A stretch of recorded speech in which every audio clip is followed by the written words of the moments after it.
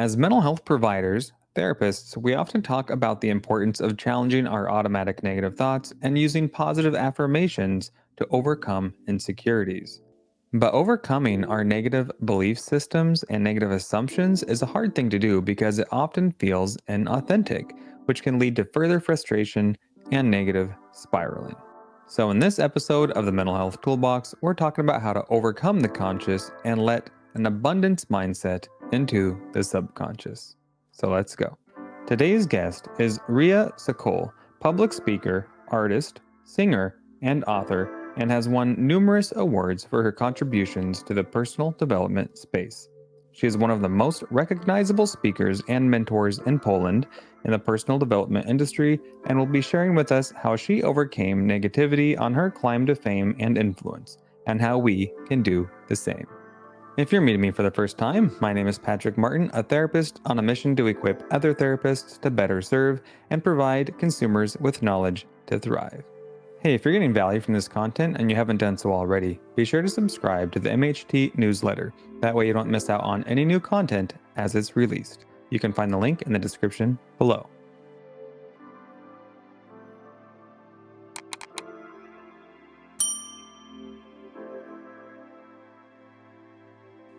Welcome, Riya, to the Mental Health Toolbox. I'm so glad to have you on today. Thank you for making time. I know it's pretty late on your end over there in Poland, about 7:30, but I'm very excited to hear what you have to share in terms of your words of wisdom for our audience around personal development, because that is your jam. Thank you so much for having me, Patrick. I am very looking forward to how it's going to unfold today for us. My pleasure. My pleasure. So, I'm very excited to hear about your journey and how you ended up being one of the best known public speakers in the personal development space in Poland and abroad, and how you got to there from your origins in music and dance. And it's, I'm sure, quite a story. And I'm really excited to hear about how that all played out. How much time do we have? I know. We'll do the Cliff Notes version. Yeah. I will bring the most important moments. So I've been on this stage since I was 6. I was singing and dancing in a group, and I was a soloist there. So I was the main person. Mhm. And it was pretty interesting because I remember that feeling being on a stage was like being um, in heaven, in paradise, like connected with God. I cannot Mhm. even express what it was, but it was extraordinary. It was nothing what I've known anywhere else. And for me, it was really spectacular. And we were traveling around the world. We had really huge audience, which when I was a kid, I didn't realize how much capacity you have to be able to hold audience of few thousand people. So for a child, it was, I was just dancing on a stage and singing on a stage, but as I look back, it was pretty big.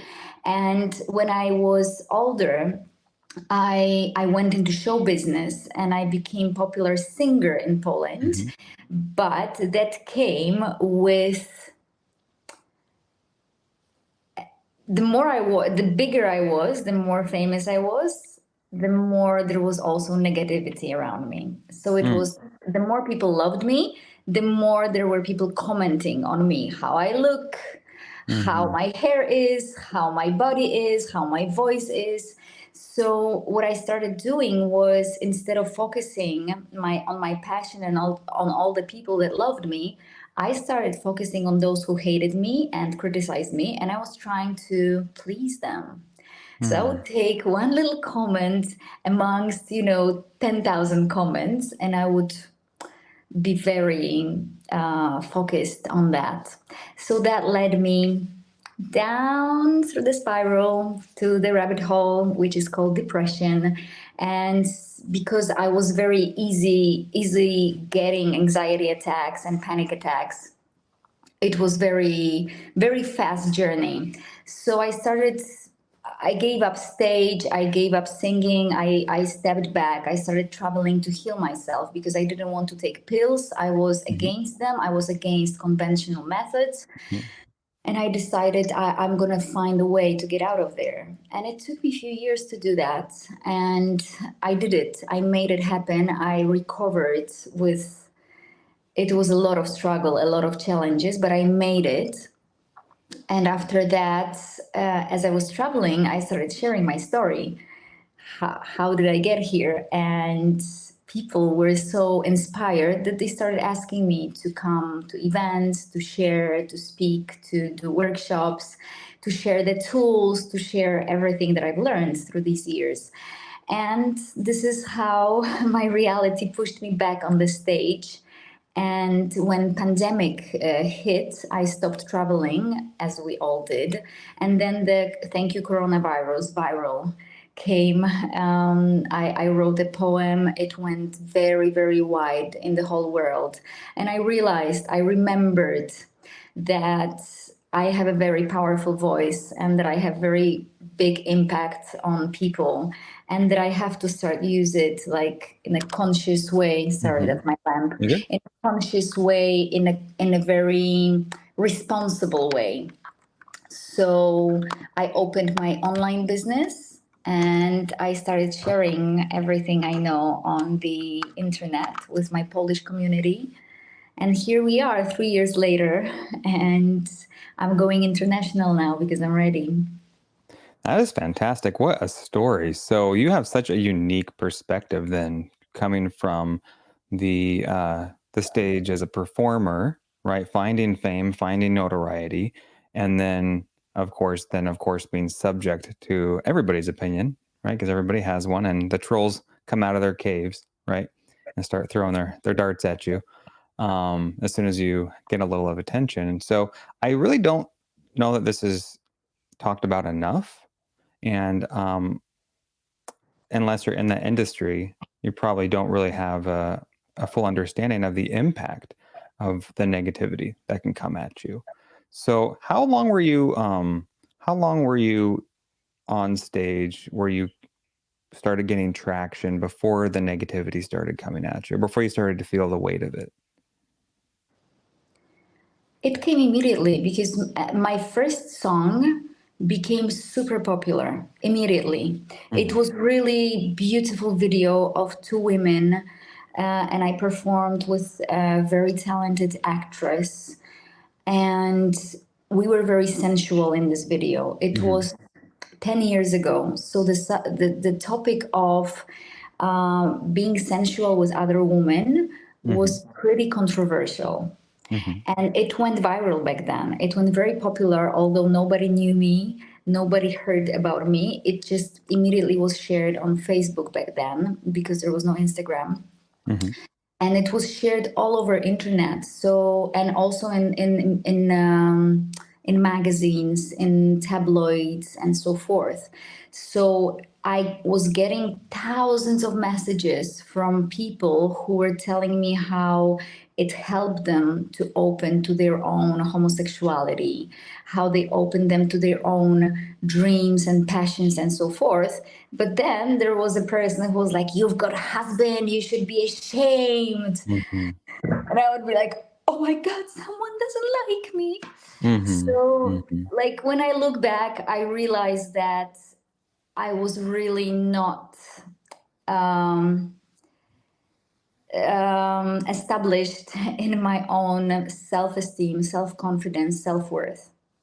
I was relying on what people say. This was the base. So even amongst so many thousands of comments that were so positive and so thankful, I wasn't able to carry the little ones. So it came immediately. But you know what? Since then, I studied like Taylor Swift, Lady Gaga, Adam Newman, like so many huge personalities that we see them on the stage being successful, being all in the sparkling and shining and radiant ways, and smiling and performing. And there is always backstage. Oh, of So I course. really Yeah. appreciate like Taylor Swift coming out and really sharing her story. It was such an inspiration for me. And I am not so much such a big fan of talking about this because it's like what we focus on, we attract. So it's not my thing to, you know, talk about it, but just remember you're not alone. Whatever you do, there will be people who will not be satisfied, and the most important person who has to be satisfied always is you. Hmm. And this is what I've learned. And since then, I'm a public person now, I'm famous, and I have to deal with many people on the streets, on the internet, and so forth. But at the same time, I'm dealing with hundreds of thousands of people who are fulfilled, who are successful, who are reminded of being like phenomenals and talented and incredible. So it's worth it. Yeah, I'm so glad to hear you say that because we need champions in this space of personal development. We need all of the people who have worked on themselves, who have found out the importance of inner work before we can, in order to serve, right? In order to, like you said, have that sense of confidence, that sense of security, right? In order to sustain the negativity so that you can carry the message to the masses, so that you can make a difference, so that you can be that inspiration. And I'm very curious because who you are now in terms of your confidence is sounds like it's very different than who you were when you first found fame. And I'm wondering what that journey looked like for you. Did you take a sabbatical? Did you have any particular method, or how did you go about that personal inner work to develop that sense of stability in yourself, the esteem, in order to continue the work that you're doing now? I did years of trainings, meditations, darkness retreats, silence retreats, vipassana, like so many workshops, so many healing sessions, so many like dealing with and healing my traumas. Like it was a lot of things that I was on my way, I was, encountering and getting into in order to get stronger, in order to find the meaning of life, to find the depth of myself, of why am I here and who actually I am. But if I'm honest, there was one thing that supported me throughout the whole journey. So it was 10 years of journey, and it still supports me. And I will say what it is in a moment, but I want to really emphasize one thing. It's like the confidence, self-esteem, self-love. This is not something that you get. It's something that you have to practice every day. Mm, It's something that you nourish. It's something that you plant in yourself, like literally, like you plant the love, you plant the abundance, you plant the belief in yourself. You it, it must be something you do every day. This is what I do. It's like with a muscle. You can, grow your muscle, but then if you stop doing exercises, it will disappear. hmm. Don't I People know? who know people who know how to walk, if you put them in bed and they stop walking, at some point they won't be able to walk anymore because they will just forget and their muscles will get used to new reality. So it's Hmm. like we have to practice it. We have to really dedicate our lives into doing it daily, on a daily basis, just like you brush your teeth and take a shower. This is how important it is. If you don't take a shower, you're dirty and you smell. This is the consequence. And this is literally, if you don't practice your self confidence, your self love, you get dirty and smell. this is literally how it looks like energetically. So for me, the method that I've been using through the last 10 years, and I've shared it a year ago, because I was ready, like this is working, and I called it the method of coding. So Hmm. I suddenly saw that our body is like a, operation system, like in a computer, and there are certain codes that are inside, so then they create who we are. It's like with a website. There is a source uh, side where you put all the codes, what the colors should look like on the page, what the font should look like, and so forth. And then you see the result on the front page, right? So Hmm. this is exactly how we work. Like we are the result of what's been coded on the coding page. So we have to, instead of trying to push the reality and change what we see here, we need to start from the program, the operation system, and start to recode it, to rewrite the programs. And I created the method that is called coding, which is basically practicing and implementing into Hmm. your system certain words, certain sentences that are codes and that are they literally are being absorbed by your cells and you become it. So you can find my codes on YouTube, on Spotify, everywhere. There are codes for love, for money, for abundance, for relation, for freedom, for heart connection. And you just keep listening to them as you listen to the news. You stop listening to the news, you start listening to codes. And then the codes are like in the background of your head all the time. Even if you're on the interview or in work or driving the car, you can play them all the time. I even played them during I was asleep. I was going Hmm. to sleep and I would play the codes. And this is phenomenal. Like this, the results are mind blowing. How it got me out of all my despair and depression and anxieties, and how confident I am now. It's like I am really in awe who I became thanks to that method.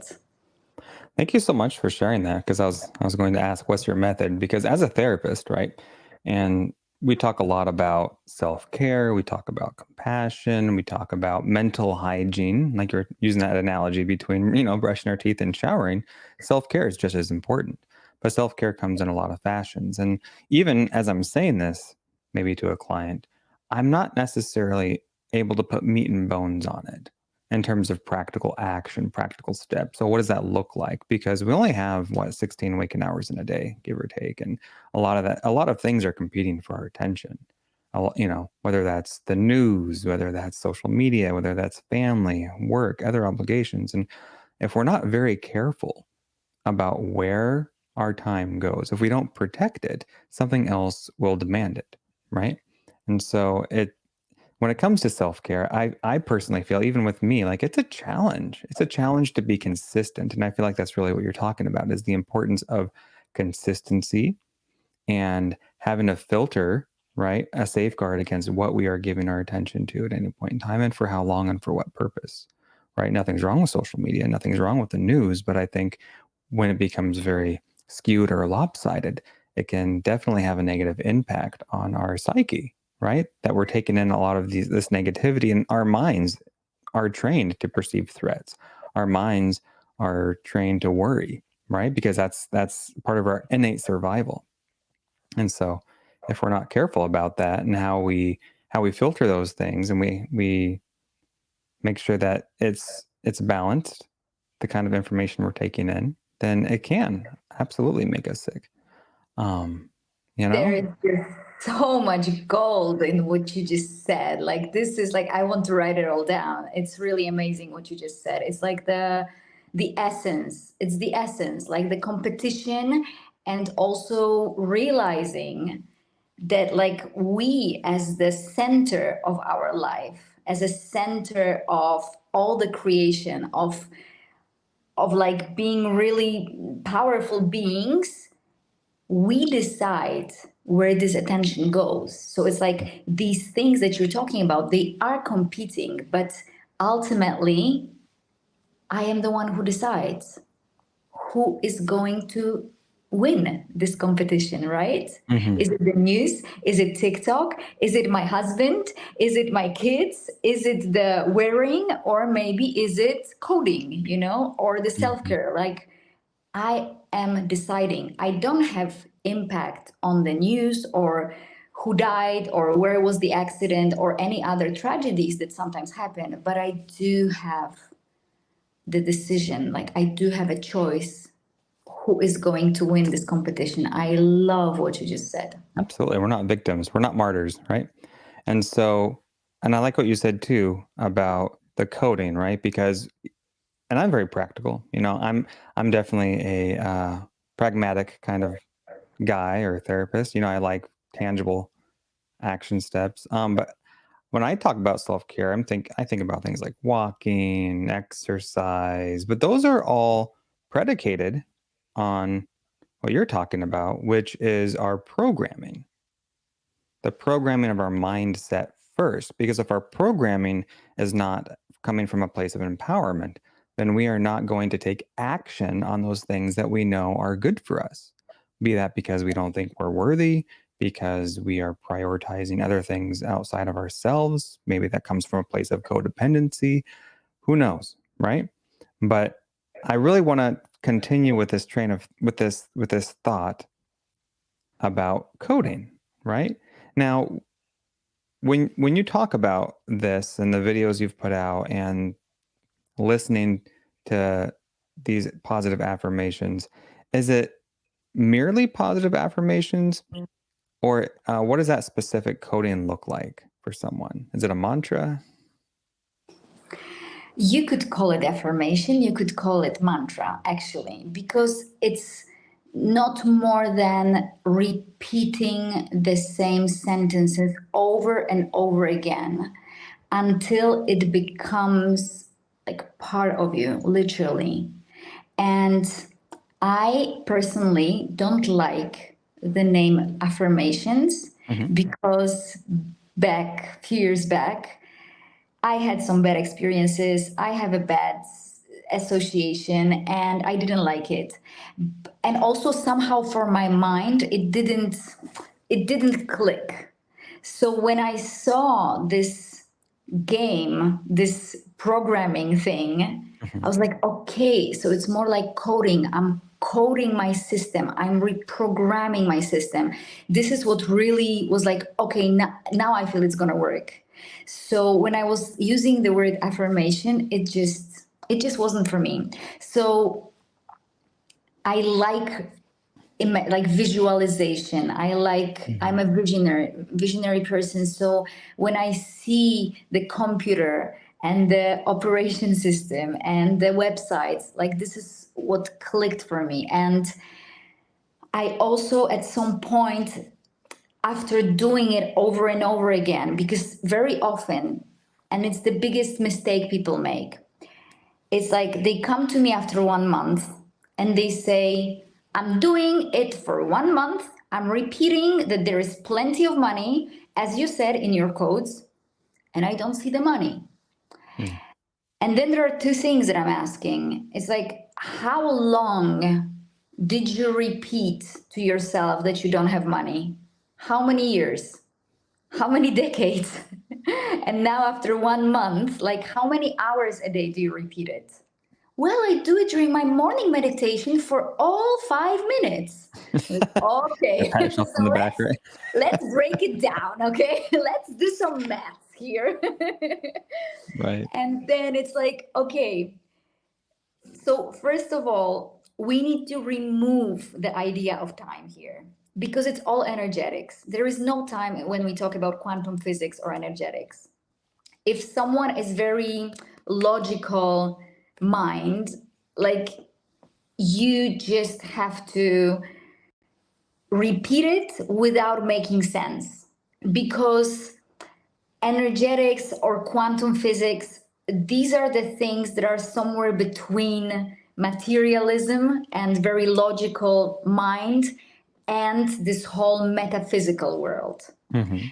And I realize it can be challenging. However, for the people who didn't believe or had, very a lot of doubts about it because they were skeptical, and they still tried it because it doesn't cost you anything to just press play and do your thing. I don't I don't tell you to sit 10 hours a day and meditate. I don't even tell you, to repeat it. Like, just play it. and just see what happens. Because I've been hearing results like my daughter, like there were people who were telling me about their kids that they suddenly the kids were repeating the words because the parents were listening to it. So Hmm. then the kid is I did it because I'm courageous, because I know my worth, and because I know I can do the things that are impossible. And and I'm like, oh my goodness. Or people who would be repeating, there is this quote that that is about money, and I say there, money is. And it's like, this is the code, money is. Because we have a tendency to repeat, I don't have money, I don't have Mm. money, I don't have money. And it's a code also that's been repeated over and over again. I don't know the person who didn't repeat it at some point. So I recoded it into money is. And what happens is, when you repeat to yourself, even if all your logical mind says, like, this is not true, that's fine. Just repeat it. Because then you see, I don't know, 1 cent on the street, and the way our mind works is like, oh, money is, and Mm. it links to the code because it found Hmm. the proof. Hmm. So then subconsciously, you start finding the proofs, the evidence. And when you start finding the evidence, you're home because your mind starts to relax. It makes sense. It's logical. I can, it's relieved basically. Well, I think So, we've all experienced this, and I really appreciate you highlighting this because I can't tell you how many conversations I've had with clients about when we're talking about challenging our thoughts. One of the most difficult things we run into when it comes to self-talk, right? Changing the stinking thinking, the automatic negative thoughts, the things you're touching on. It's the belief in what we're telling ourselves. Because if we tell ourselves something that we don't believe is true, I'm a good person, I'm a good husband, I'm a good father, I'm a good employee, I'm uh, whatever, fill in the blank. If we don't believe what we're telling ourselves because we're hyper focused on the things that we don't like about ourselves, right? Or the traits or behaviors or the past, the rumination, the regret, whatever it is, then it's going to be very hard to try and convince ourselves of something we don't believe is true. And so, what I'm hearing from you is that rather than fight ourselves, trying to convince ourselves against something that our logical mind is already attached to, is to then just accept the process. Because it's not about trying to convince ourselves, it's first about just opening our minds to a different way of thinking, right? you just touched the point, because belief is nothing else but the thought that's being repeated over and over again. This is how this is how the conviction becomes the Mm-hmm. conviction. It's like you keep repeating to yourself, you keep hearing it, you repeat it in your thought, you repeat it through your mouth, and this is how it becomes a belief.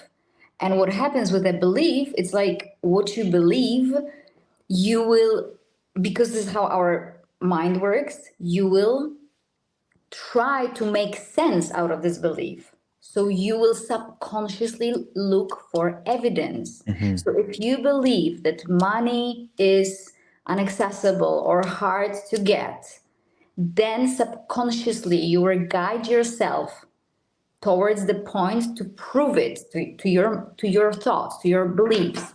Mm-hmm. So It's affirmation bias, right? It's like when you buy that car you've always wanted, or maybe you didn't always want, but let's say you get, I don't know, a 76 red Volkswagen Jetta, right? It's not your dream car, but you get it. What do you start seeing on the road all of a sudden on the yeah, freeway? exactly. All of the Jettas, right? It's like, wow, you never even Exactly. noticed before, but now because you own one, you see it everywhere, right? Or when you're getting married, if you're married, you get an engagement ring or something, and then all of a sudden you start noticing everybody's rings, right? Totally. Or when I was pregnant, I had the same thing. Like I never saw anyone pregnant until I got pregnant, and then everyone was Mhm. pregnant. There is something about that, and it's like you can argue with that, but it's like it still will be your reality. Yes. What's funny, it's like all the rich people, like all the billionaires, all the multimillionaires, they all say the same thing. You have to change your thoughts. Like your thoughts are crucial. Mm-hmm. And then there are people who are saying, if this was so easy, everyone would be rich. Right. And guess who is saying it? All the poor people, who are okay. And it's like, it's literally like a mirror. Like you accuse the mirror that the person there is not smiling. And you're right, That's a it is great not analogy. smiling. Yeah. You're totally right. But what happens when you smile? The person also smiles. And again, you're right. Mm-hmm. So it's like, of course you're right. If your belief is that it's not enough to change your thoughts, of course it becomes the truth in your reality because you get evidence and this is what you create.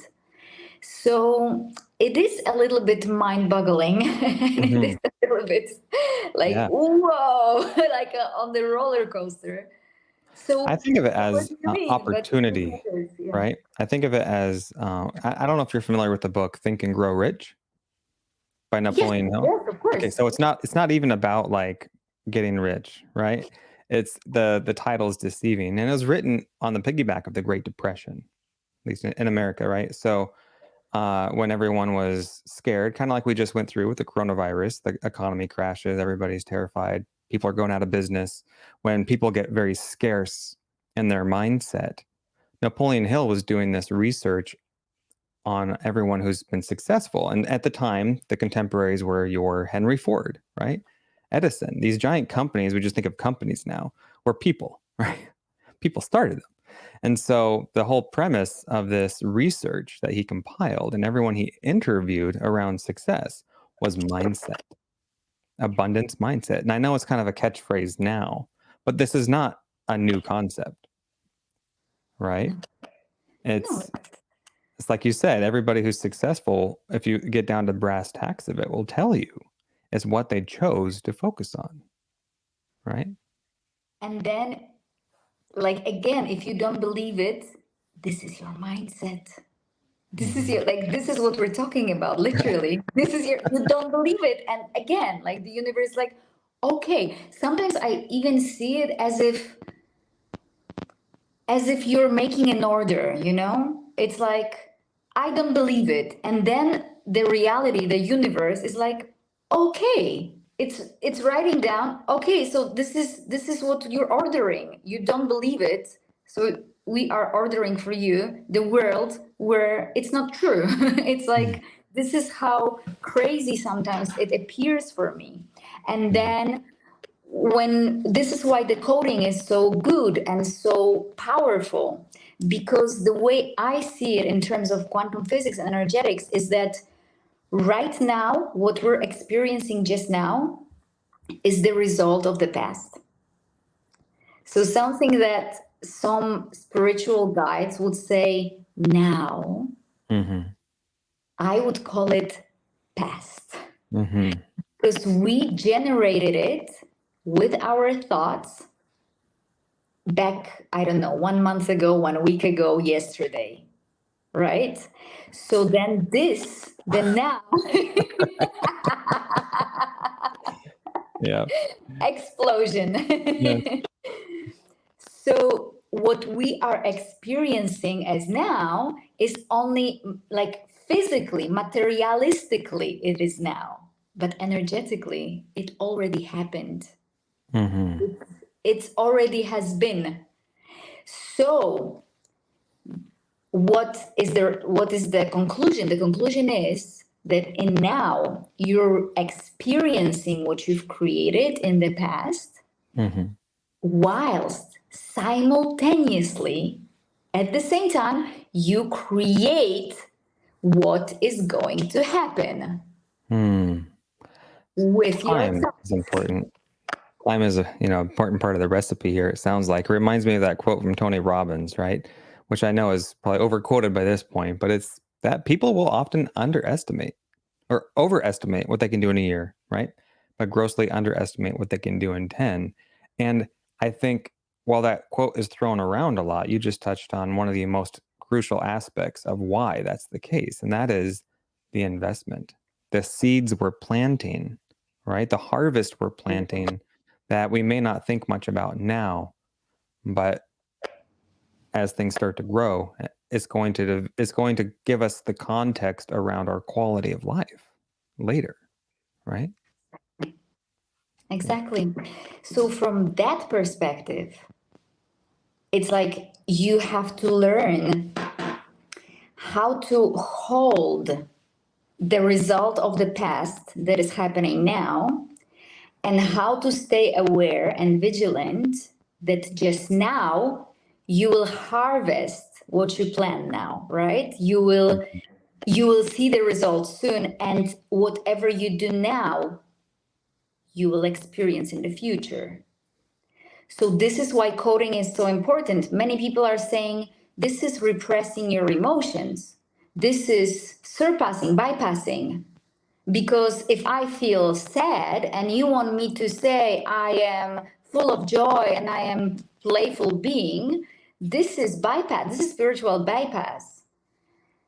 This is how I came to I invented this rule of like feeling simultaneously, like holding simultaneously. You don't have to repress what you're experiencing, but you have to remember where you're going so you don't get, literally it's like getting drunk with the past, with what you're experiencing now, and forgetting that simultaneously you're creating. So you have to stay Mm. focused, experience now but create the future, Ah, because you are doing it right now. If you forget about that, future will create itself. make space for the future. Make mental space for the future. Yeah, And I love that you're saying that. Reminds me of that the ethics of the doctors, and when they get their license, it's do no harm, right? I think about that, and I think do no more harm when it comes to our thought process, right? Do no more harm. The past is in the past, right? But when we keep bringing it back to the present, like you say, then we are bringing back up those same feelings, same thought patterns, and then maybe even the same behaviors that piggyback on those things that then create in reality the things that we're trying to in fact avoid. That's where the whole like self-fulfilling prophecy comes in, right? exactly. Which Yeah. is like a typical psychologic, thing that people are teaching. It's like it's very logical. Yeah. And also too, I think the to not be complacent is what it sounds like. It's easy to we should be able to be content, right? For our own mental health. We should be able to be content with where we are in terms of radical acceptance, right? That where we are is where we quote should be, all things considered, and be okay with that without necessarily giving assent to it, right? But not be complacent. And there's a big difference between contentment and complacency, right? We want to be content but thirsty for personal development, thirsty Yeah, for whatever quality of life we envision for ourselves without strings attached, without barriers, right? And that's a hard thing, I think, for anybody because our frame of reference is our lived experience. mm, So then how do you convince somebody that there's other possibilities than what they've experienced? I think it takes a lot of fortitude, a lot of cognitive RAM, going back to that computer analogy, to be able to have the mental space to envision those things for ourselves and possibilities. It's hard to do that when your mind is cluttered with negativity in the past, right? it is. And at some point, from my experience, people people allow this voice that is whispering inside of their hearts, that is saying there is more than that. At some point they just cannot ignore it anymore. At some point they either crash in their lives or they just cannot handle this voice anymore. So I think that people who inspire, it's like this is like a very not active way of activating people. It's like you just Hmm. inspire them by being that. And this is what magnetizes them. So then you don't have to worry about convincing anyone. It's like when people, like, I am here to trigger that something in you. If you get triggered, if you get inspired, activated, cool. If not, that's also okay, because I'm not here to like drag you and tell you this is worth it. You have Right. to do it. Your life can be better. It's like this is not my idea. My idea is like I just am, and the people who will resonate, they will resonate, and then they are becoming hungry. They are becoming, as you said, like I want more. I realize there is more, and I want it. I am ready. I really respect that, I think, too, because even, as a counselor, I struggle with the writing reflex sometimes. By that, I Mm, mean, like, when I'm sitting with somebody and they're telling me about their problems, I sometimes just want to be like, oh, this is what you need to do. Like, but that's not necessarily what they want. So, exactly. Exactly. and I have to keep that in mind. And as an influencer, as a personal coach, personal development, I think it as a figure, it's really reassuring for me to hear you say that, because I think that's something anybody in the helping fields, whether that's an influencer, public speaker, therapist, whatever you are in that space, a doctor, a nurse, in the helping fields, helping, starting with where people are at, can be, a hard thing sometimes, because we want the best for everybody. Yeah. Sure. Sure. But I think Mm. this was one of the things that I had to learn also on my journey, in order to be able to get along with my family, with in general with people who have different ideas about life. They have different opinions, they have different experiences, they have different traumas, they have different wounds. So what I've learned, what really helped me to apply forgiveness into all my relations, was that I don't have to have the same opinion that other people have, and people don't have to have the same opinions I have. Mm. And that's okay. Like that doesn't have to label us as against each other. We can still get along, we can still respect each other, we can still be, even like I have examples of people staying in marriage with completely different politics, opinions, or in other areas. So that really supported me, that it doesn't have to determine my relations, or also in my audience. With the audience, sometimes I post a reel with some kind of, deeper insight, and then someone says, well, I don't agree. And it's like, you're so welcome to disagree. Like, you cannot even imagine. Like, you're still in my audience. I still respect you.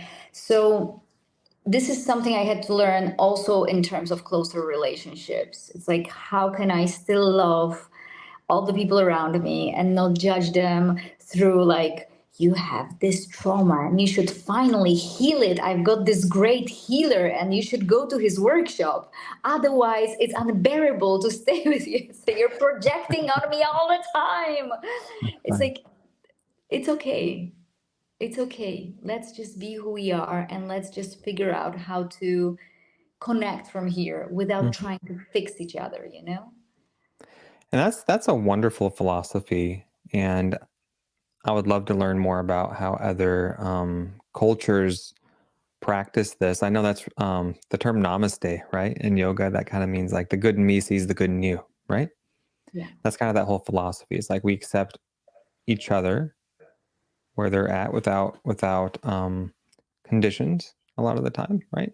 But we are, also open to improving each other's lives where possible, right? right. Encouraging, Exactly. building up, right? That's a very healthy perspective to have, as opposed to focusing on the way we think other people should be, or the way the world should work, right? Adding a lot of conditions and contingencies to our lives and other people's lives, respectively. So, yeah. This word should, such a Yeah. killer. It is, Such a right? bad coding. Yeah. I know. Bad coding. I like it. Yes. Delete should from the vocabulary. Yeah. I can do this, right? I get to do Could. this. I could do that. We Yeah. could. We could improve the world. We could make Yeah. it better. Yeah. But it's such a difference than like when you say the world should be this and that. You should be this and that. Rather, like we could try to do that. We could try to improve it. We could try to talk about it. You know, it's like it Right. is a different vibe. I should have gone to the gym at 5 a.m. or I decided to have coffee with my wife and have quality time. Like, huh? It's how we frame things, right? Bingo. I love it. I love playing with it. Like I know Yes. literally every like a it's like a I don't know the English words when you change, when you shift, like yeah, just use the different word instead of the common one. So Yes. I'm Yeah. good at that, and You are. Yes. this is why I started sharing the method because I think it's very powerful. The words we're using is the base of our reality, so Yes. it's There's an crucial. old book. I think it was written by Freud or Freud's son. It was called "Words Were Originally Magic." It talks a lot about that. Semantics is what you're referring to. So the semantics we use are very important. They have a lot of meaning and weight to them because of the connotations we attach to the words, right? Yeah. So, and I'm really impressed. I think you're. Are you trilingual? I think I've heard. I was watching one of your presentations. I don't speak anything but English, so I thought someone sounded like it was in French. No, I No. do know Italian. I do, but I don't speak much. I do know English and I do know Polish. Wow. Well, you're multi-talented. That's all I know. Multifaceted. So I would love to dive deeper. I know that we have to land the plane here. I'm wondering where our audience can learn more about you and the wonderful work you are doing. I've already trolling your Instagram. Great stuff there. So I know that's very active. This is active. That's true. Just now, the one that you saw is in Polish, and I'm opening the new one in English. It's I'm also very active on TikTok, on Facebook, and you can reach me there. You can share your insights for the listeners. You can also share how you feel after our conversation with Patrick. So it is very, I'm very active. Me and my team are always online. Oh, good. Glad to hear that.